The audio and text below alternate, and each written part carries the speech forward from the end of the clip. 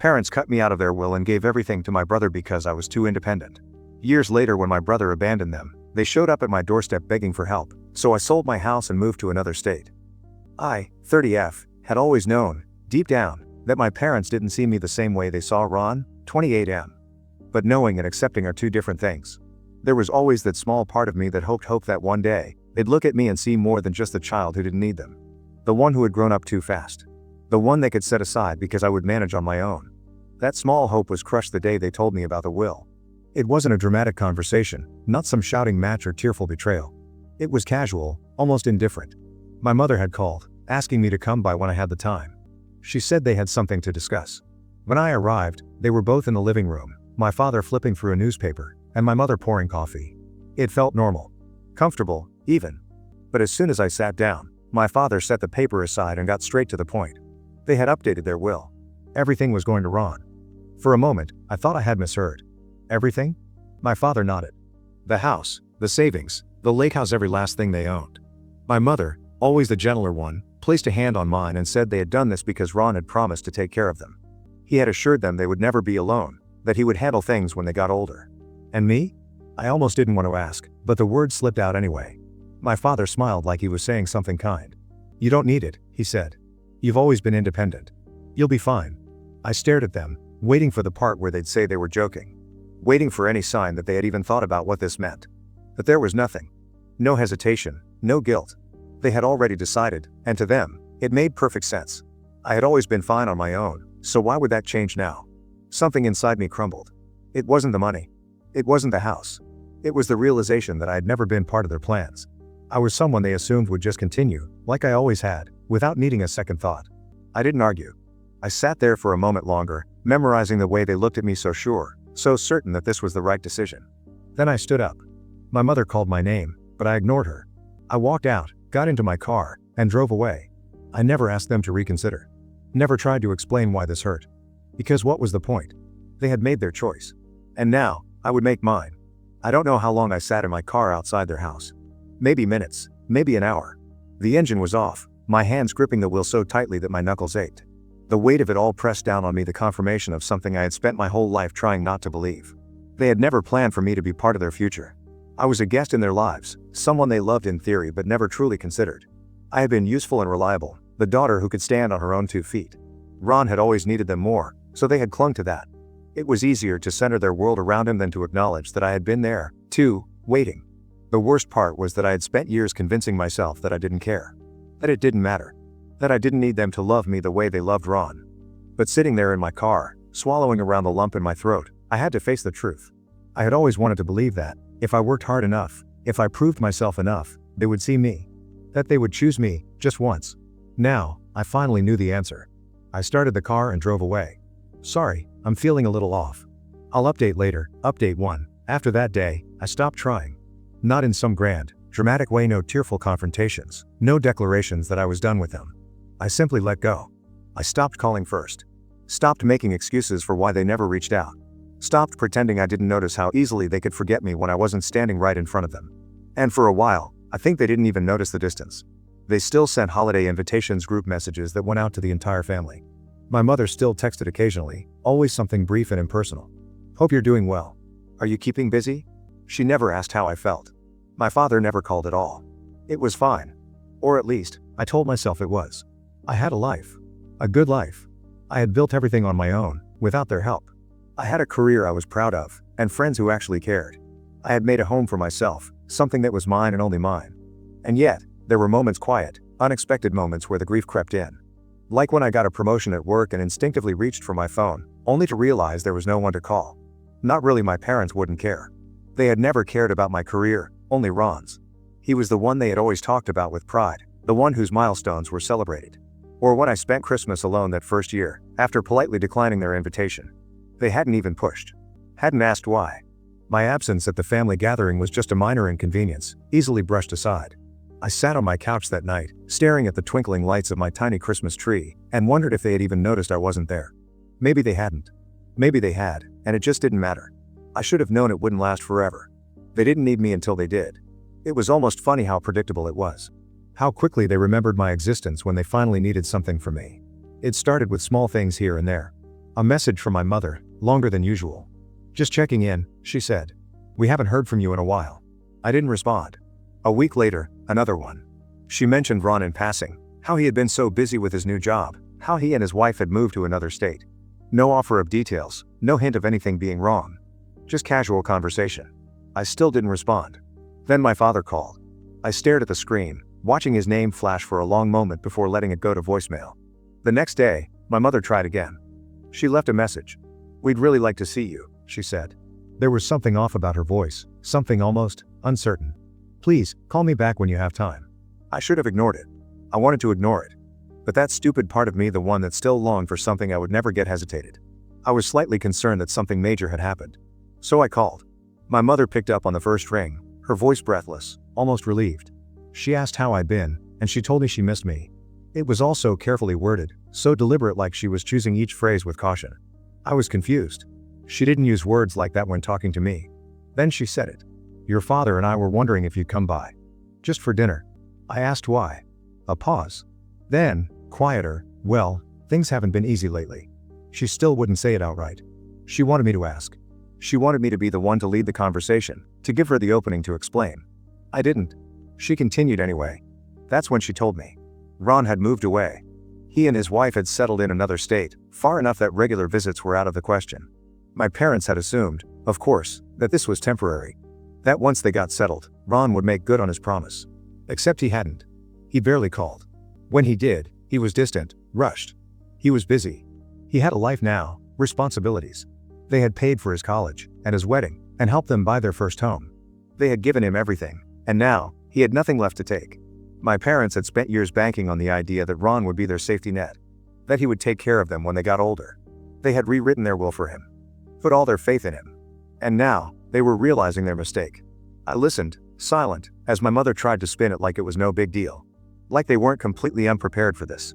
Like they hadn't just admitted that they had never once considered that I might have been the one to stay. I let them talk. I let them ask. And when they finally did, when my mother hesitantly, nervously, asked if maybe I could come by more often, if I could help them with a few things now that Ron was gone, I almost laughed. Not because it was funny. Because it was so pathetic. All these years, they had made their choice. Over and over again, they had chosen Ron. And now, they were coming to me, hoping I would step in like some backup plan. Like some forgotten insurance policy they had suddenly remembered existed. I didn't answer right away. Instead, I asked her the same thing I had asked years ago, the last time they had made it clear where I stood. "Why me?" Another pause. My mother stammered, clearly taken aback. "What do you mean?" "I mean, you made it very clear that Ron was supposed to take care of you. That I wasn't part of that picture. So why me? Why now?" She fumbled for a response, but there wasn't one that could change what had already been done. I let her sit in that silence for a moment. Then, in the calmest voice I could manage, I told her, "I hope you figure it out. But it won't be with my help." And then I hung up. That was the last time I ever let them ask anything of me. Update 2, I thought that was the end of it. I thought they would take my silence for what it was, a final answer, a closed door. But I underestimated their ability to ignore reality when it didn't suit them. It started small, as it always did. A text from my mother a week later. "We should talk." I didn't respond. Then my father called twice in one day, then again the next. I let them all go to voicemail. The messages piled up, each more desperate than the last. My mother started with guilt. "You're being unreasonable. Families don't turn their backs on each other." Then came my father's anger. "After everything we've done for you, this is how you treat us?" And finally, my favorite, the moment they realized I wasn't giving in. "We need you to come home." Home. As if that place had ever really been home for me. I deleted the messages and went on with my life. But they didn't stop. A month later, they showed up at my doorstep. I opened the door to find my mother standing there, looking smaller than I remembered. My father beside her, his expression tight, his hands clenched into fists like he was bracing for a fight. I didn't invite them in. Instead, I leaned against the doorframe and asked what they wanted. My mother sighed, like I was the one being difficult. She said they just wanted to talk. I told them they were already talking. She hesitated, then finally admitted the truth. They were struggling. Not just emotionally, financially. All the money they had poured into Ron, all the years they had spent funding his dreams, had drained them dry. They had been so sure he would take care of them that they had never even considered saving for themselves. And now, with no safety net, they were drowning. I didn't say anything. I just let the words settle between us. My father finally spoke, his voice gruff. He said they had made mistakes. That maybe they hadn't been fair to me in the past, but that didn't mean I could just abandon them now. I asked him why not. That caught him off guard. He stared at me, blinking like he hadn't expected the question. I reminded him point blank that they had already abandoned me. That they had made a choice, years ago, to invest everything in Ron while treating me like an afterthought. And now, just because their plan had failed, they thought I would step in and fix everything. I told them I wasn't interested. My mother's face crumpled. She tried to appeal to my emotions, saying they were my parents, that family was supposed to take care of each other. I asked her when that had ever applied to me. When had they ever taken care of me the way they had taken care of Ron? When had I ever been the priority? She couldn't answer.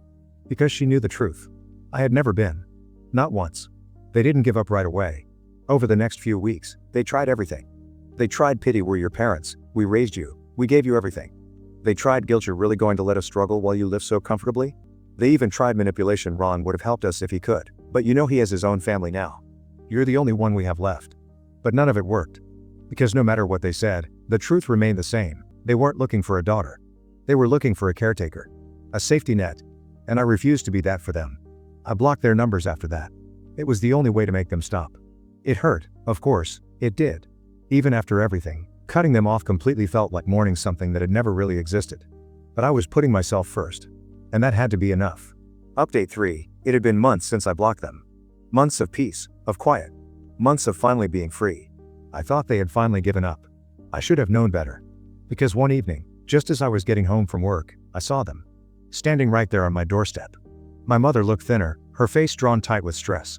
My father stood beside her, his posture stiff, his mouth already twisted into something between frustration and desperation. I didn't sigh. I didn't get angry. I didn't feel anything at all. I just walked up to my door, unlocked it, and turned to them. What do you want? My mother started talking immediately, rushing through her words like she thought I might slam the door in her face if she didn't speak fast enough. They were struggling. More than before. Money was running out quicker than they had expected. Things were getting worse. They had tried everything, but it wasn't enough. And Ron, he refused to help. She sounded incredulous, like she still couldn't believe it. Like the reality of Ron's abandonment had only just settled in. He said he had a family to take care of, my father muttered, his voice thick with resentment. He told us we should have thought about this earlier. I nodded. That made sense. And then, in the calmest, most even tone I had ever used with them, I said the words I had been wanting to say for a long time. You should depend on Ron, Ben. Silence. I watched as their faces crumpled, as realization set in. I wasn't going to fix this for them. I wasn't going to save them. My mother's voice cracked as she tried again, saying he couldn't help, that he had his own responsibilities. And what does that have to do with me? I tilted my head, watching as she floundered for an answer. Because it didn't. It never had. You made your choice, I told them. You put everything into Ron. You trusted him with your future, and now you're facing the consequences of that. That has nothing to do with me. My father, always the one to get angry first, bristled. He accused me of being heartless, of enjoying this. He said I was punishing them for their mistakes, that no real daughter would act like this. I raised an eyebrow. A real daughter? That was rich, coming from him. I reminded him, point blank, that a real parent wouldn't have thrown away one child for the sake of another. A real parent wouldn't have rewritten their will, cut me out of everything, and expected me to come crawling back the moment things got tough. That's not how this works, I told him. You don't get to ignore me for years and then demand I fix your problems. My mother took a shaky breath. She tried to soften her tone, reaching for sympathy instead of guilt. We didn't know this would happen.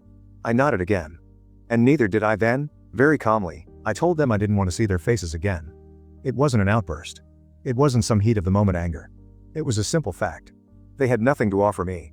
No love, no support, no connection worth salvaging. The only reason they were here was because they needed something from me. And that wasn't love. That wasn't family. That was desperation. I wasn't interested. My father's face twisted, like he wanted to say something else, but I wasn't done. I told them just in case they still thought they could pull something that nothing they did would affect me. If they wanted to cry to our relatives, go ahead. I didn't care. Those relatives had never truly been close to me. Even if they heard about this, they would shake their heads, maybe send me a text asking what happened, but that was it. Because they knew. They had always known. Even if they had never openly taken my side, they had never pretended to be close to me either. They had always kept their distance, and I had done the same. So whatever sob story my parents tried to spin, it wouldn't change a thing. They weren't going to guilt me into fixing their mess. They weren't going to get sympathy from someone who had spent a lifetime being discarded. And if they thought they could emotionally blackmail me into caring, they were dead wrong. I wasn't asking for validation. Not from them. Not from anyone. I was done playing their game. And I could see it in their faces, the slow, painful realization that this was it. That there was nothing they could say to make me change my mind. My mother's eyes filled with tears. My father's shoulders slumped. But I didn't waver. And when they finally turned to leave, when my mother took one last, hesitant glance back, I didn't soften. Update 4. I had almost forgotten about Ron. Almost. For months, my life had been blissfully quiet. No desperate knocks on my door. No emotional blackmail attempts. No distant relatives calling to shame me for abandoning my poor parents. And then one evening, I saw his name on my phone. At first, I just stared at it. Ron. Not Ron, my brother. Not Ron, the person I grew up with. Just Ron. A stranger who happened to share my blood. I let the call go to voicemail. Then I ignored the second one. And the third. By the time the fourth call came through, curiosity got the better of me. I picked up. At first, there was silence. Then, a hesitant voice greeted me. I leaned against the counter, arms crossed, waiting. I wasn't going to make this easy for him. He let out a small, forced laugh. Said it had been a while. I said nothing. He tried again. Asked how I was doing, how life had been. Fine. He paused, probably expecting me to return the question. I didn't. Eventually, he sighed. Said he wasn't going to pretend we had been close, but we were still family. Family? That was funny, coming from him. But I let him continue, listening as he danced around the real reason he had called. He mentioned our parents. Said he heard things had been rough for them. That they were struggling. That he felt bad about how things had turned out. I wasn't interested in his half-hearted guilt. So I cut through the nonsense. What do you want? Silence again. Then he finally admitted it. Our parents had gone to his in-laws for help. Apparently, they had been trying every route possible, knocking on doors they never would have considered before. Ron's wife wasn't pleased. Neither was her family. His in-laws had made it very clear that they weren't running a charity, and that Ron was a grown man with his own responsibilities. So, of course, he decided to call me. I could hear it in his tone, the careful phrasing, the way he tried to make it seem like he was just looking out for them instead of trying to pawn them off on me. They're still our parents, he said. They made mistakes, sure, but they raised us. Raised who exactly? Because from where I was standing, they hadn't raised me. I told him, flatly, that I wasn't interested. He tried again. Said it wasn't about money. That maybe, if I could just be around them again, things would be better. I asked him where all this concern had been years ago. Where was this empathy when they cut me out of their will? Where was this sense of family when they poured everything into him, leaving nothing for me? I reminded him that we were never close. That I wasn't hurt by what he did because he was never my brother to begin with. We were more like acquaintances who had lived in the same house for a few years. He tried to argue, but I kept going. I told him that this wasn't some family tragedy for me. It wasn't some heartbreaking estrangement that I was losing sleep over. This was just cause and effect. They made their choices. And now, they were living with them. Ron went quiet. I knew he wanted to push back, to argue, to insist that things weren't that simple. But he didn't. Because deep down, he knew it was. Finally, he let out a heavy breath.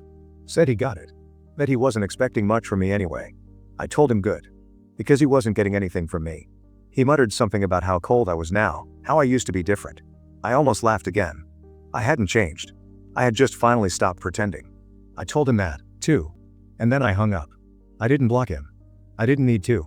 Because I knew he wouldn't call again. Update 5. The first thing I did after hanging up on Ron was sit in silence. I let the moment settle. Let the weight of that conversation fade into nothing. Then, I moved on. Because unlike them, I had a future to focus on. And that future wasn't going to be here. A few weeks ago, I was offered a business opportunity in another state. It was a huge step forward, one that could set me up for life. At first, I hesitated. Not because of them, but because it was a major change.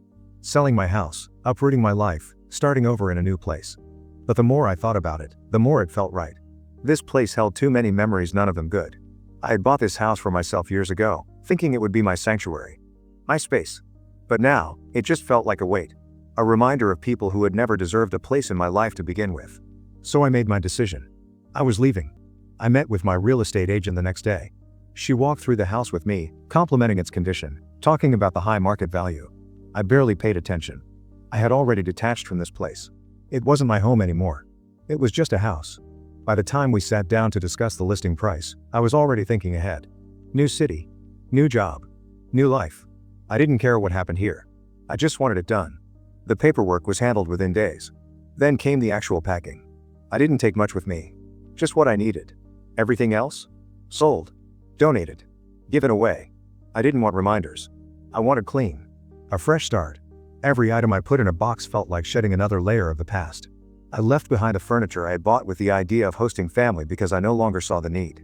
The framed pictures of places I had visited alone were packed, while anything that held even a vague connection to my parents was discarded. I had spent years trying to hold on to things, believing that possessions could make up for the lack of love I had received. Now, I understood they were just things. And things could be replaced. The only thing left was breaking the news to the few people who mattered. I told my close friends first. They were supportive, excited even. They knew this was what I needed. Then, I debated telling my extended family. Not because I owed them anything, but because I wanted them to know, once and for all, that I was done. So I sent out a message. It was short and to the point. I let them know I was moving out of state. That I had sold my house. That I wouldn't be around anymore. The responses were predictable. A mix of "where are you going?" and "why so suddenly?" Some sent polite well wishes. Others? Not so much. There were a few guilt-tripping messages, mostly from older relatives, about how family should stick together and how I was being rash. I ignored them. They had never fought for me before, why should I care what they thought now? I didn't know them more than that. And then, somehow, my parents found out. I wasn't sure how. Maybe Ron told them. Maybe one of the relatives passed it along. It didn't matter. Because soon enough, there was another knock on my door. Another pathetic attempt to change my mind. I didn't even open it. I just stood by the window, watching as they lingered, knocking, waiting, hoping. And then, finally, they left. Just like I would be. For good. When the moving truck finally arrived, I didn't feel nervous or sad. I just felt light. I wasn't carrying the weight of other people's expectations. I wasn't looking over my shoulder, waiting for approval that would never come. I was free. And that was worth more than anything they could have ever left me in a will. Update 6. I had barely settled into my new place when I got the message. It was from Ron. For a second, I debated ignoring it. Ron's wife was pregnant. And our parents had shown up at his doorstep with their bags packed. They were selling their house. They had no backup plan. No savings. They had expected Ron to take them in. After all, he was their golden child, the one they had handed everything to, the one they had rewritten their will for. The one who had promised to take care of them. But Ron wasn't the obedient son they had imagined anymore. He had a wife. A baby on the way. Responsibilities of his own. And suddenly, the weight of their expectations didn't seem so easy to carry. He didn't ask me for help. Not directly. But his message was full of frustration, a thinly veiled attempt at sympathy. They were putting pressure on him, he said. He was overwhelmed. He didn't know what to do. I almost laughed. Almost. Because it wasn't my problem. It never had been. So I sent him a simple reply. You wanted to be their only child. Now you are. Then, I blocked his number. And just like that, I was finally free.